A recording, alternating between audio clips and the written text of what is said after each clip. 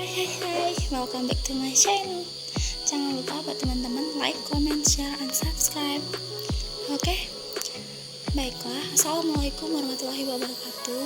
Sebelumnya perkenalkan, nama saya Trineng Sulandari, NIM 1911290017 dari Prodi Bahasa Indonesia.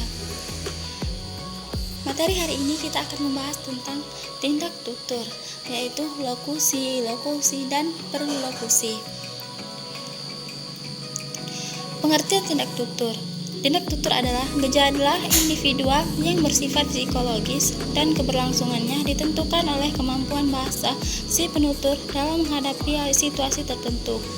Tindak tutur atau tindak ujar dapat dinyatakan bahwa mengucapkan suatu ekspresi pembicara tidak semata-mata mengatakan suatu dengan mengucapkan ekspresi itu, tetapi juga menindakkan sesuatu. Pada penelitian ini akan dikaji 3 jenis tindak tutur, yaitu yang pertama, tindak tutur lokusi, yang kedua, tindak tutur ilokusi, dan yang ketiga, tindak tutur perlokusi. Pernyataan tersebut dikemukakan menurut Rustono 1993-35. Macam-macam tindak tutur. Yang pertama, tindak tutur lokusi. Lokusi atau lengkapnya, tindak tutur lokusi adalah tindak tutur yang dimaksudkan untuk menyatakan sesuatu. Oleh karena itu, tindak lokusi merupakan tindak tutur yang relatif paling mudah didefinisikan, karena mengidentifikasinya cenderung dapat dilakukan tanpa menyertakan konteks tuturan yang tercakup dalam situasi tuturan. Jadi, dapat disimpulkan bahwa tindak tutur lokusi adalah tindak tutur yang mengandung informasi dan tidak punya maksud tertentu. Misalnya, hari ini Sevita sedang belajar membaca dan menulis.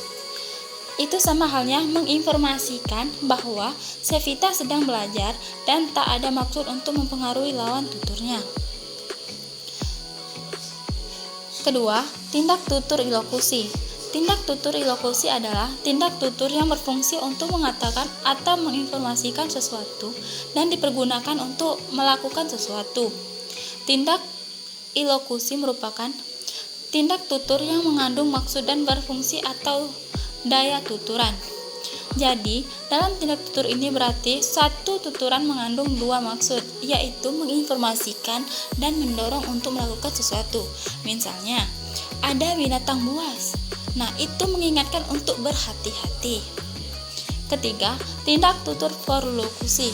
Tindak tutur perlokusi adalah tindak tutur yang mengujarnya dimaksudkan untuk mempengaruhi mitra tutur, sehingga mitra tutur dapat melakukan suatu tindakan atau memiliki efek dan daya pengaruh.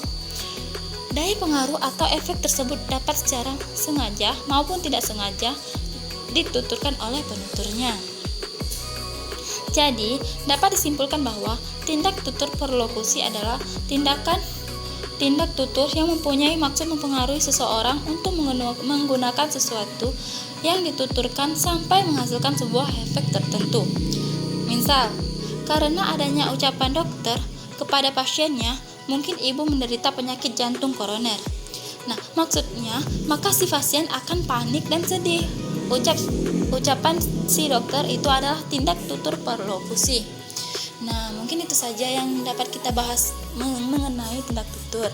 Kurang lebihnya saya mohon maaf, saya akhiri. Wassalamualaikum warahmatullahi wabarakatuh.